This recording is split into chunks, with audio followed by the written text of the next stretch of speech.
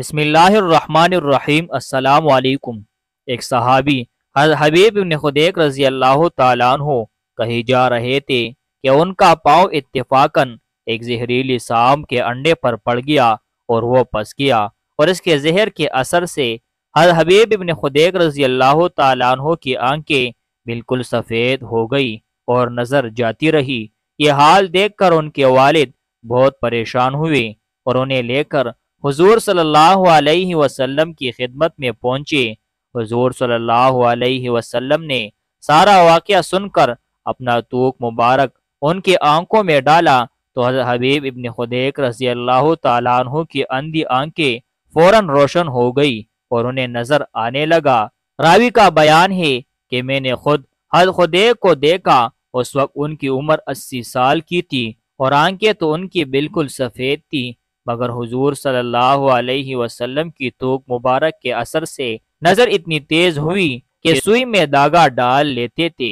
عراق سے ایک وفد سخت گرمی کے زمانے میں جب عرب کا ریگستان آفتاب کی تمازت سے آتش دوزخ کا منظر پیش کر رہا تھا آیا، جس کی قیادت حضرت احنف ابن قیس رضی اللہ تعالیٰ عنہ کر رہے تھے۔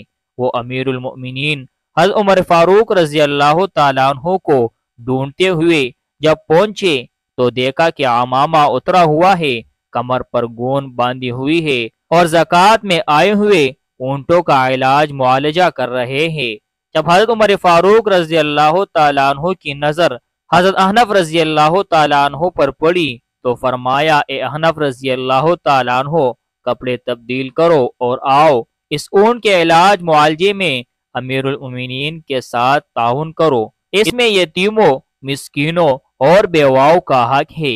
ان لوگوں میں سے کسی نے کہا کہ امیر المؤمنین، اللہ تعالیٰ آپ رضی اللہ تعالیٰ عنہ کی مغفرت فرمائے، آپ اپنے کسی غلام کو حکم فرما دیتے، وہ یہ کام انجام دے دیتا۔ حضرت عمر رضی اللہ تعالیٰ عنہ نے عاجزانہ انداز میں فرمایا کہ بھلا مجھ سے بڑا غلام بھی کوئی ہوگا، اور یہ احنف رضی اللہ تعالیٰ عنہ کون ہے؟ جو شخص مسلمانوں کے امور کا ذمہ دار ہو وہ مسلمانوں کا غلام ہے۔ جس طرح ایک غلام پر اپنے آقا کی خیرخواہی اور امانت کی ادائیگی ضروری ہے، اسی طرح ان پر بھی ان امور کا بجا لانا ضروری ہے۔